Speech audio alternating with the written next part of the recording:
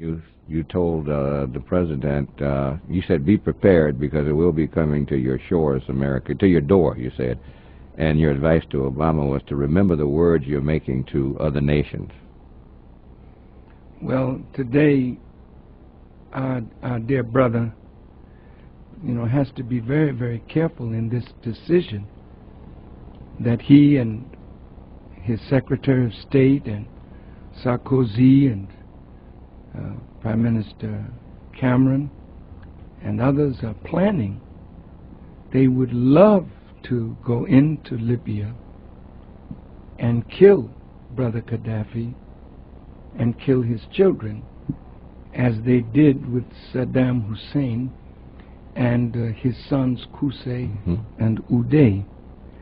You must remember, dear people of America, that whenever government wants you to think and act in a certain way that would bring justification to an action that they are already planning to make, they must make the person that they hate a boogeyman.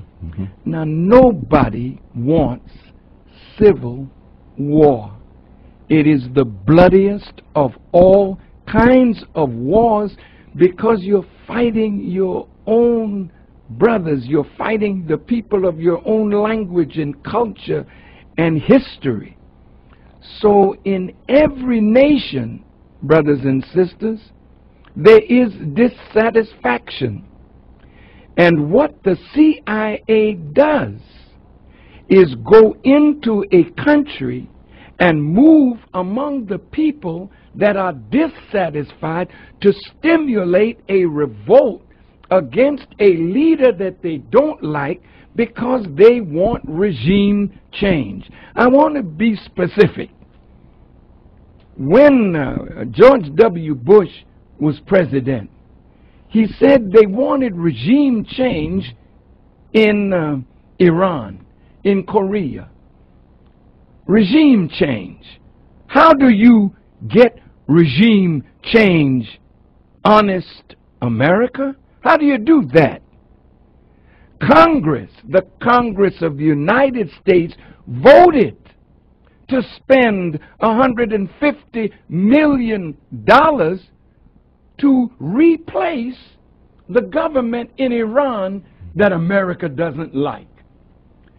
So they send their agents in to work among the, the dissatisfied. So when they had this election and the people in Iran rose up, they have legitimate grievances, all right, but stimulated from the outside. So President Obama didn't want to put his foot into that cage lest somebody say America inspired it, because it was America's policy to destabilize that government. Well, what about Libya? See, how much money is being spent to arm the so-called rebels?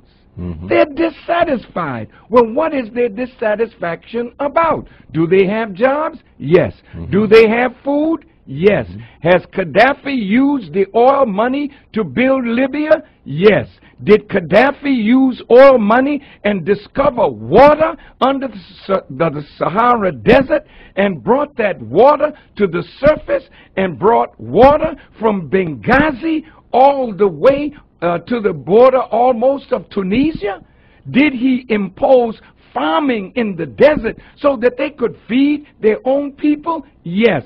Are there billions of dollars that he's spending building homes, building apartments for his people? Yes. So something is under this. And so when America, England, France, three imperialist powers want to destabilize that country, is it that you're so concerned? Now listen to this hypocrisy, American people. Is it that you're so concerned over the blood that is being shed in Libya when you look the other way when the Israeli Defense Force was bombing the innocent people of Gaza? unarmed men, women, and children, but our government looked the other way.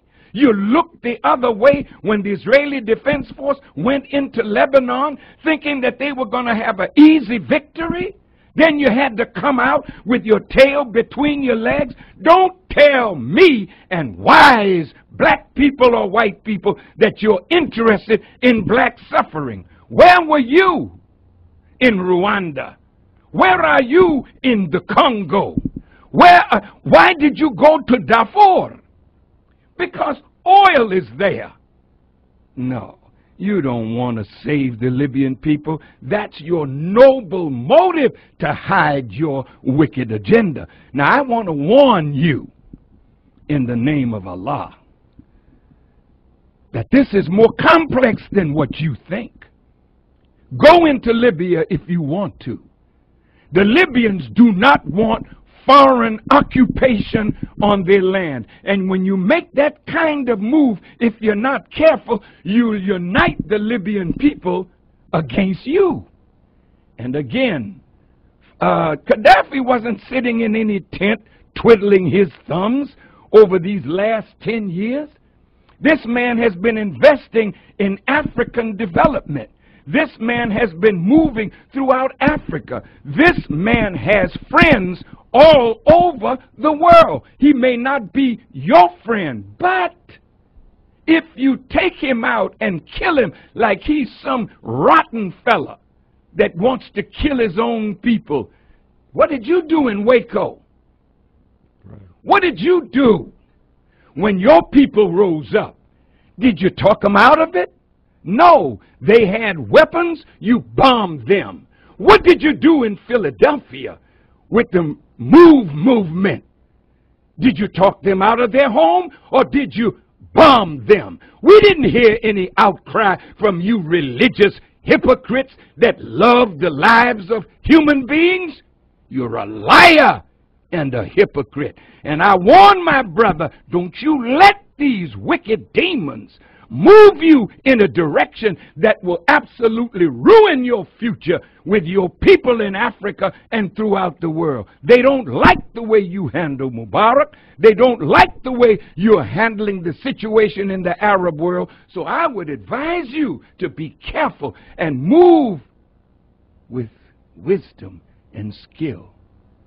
My advice would be, why don't you organize a group of respected Americans and ask for a meeting with Gaddafi?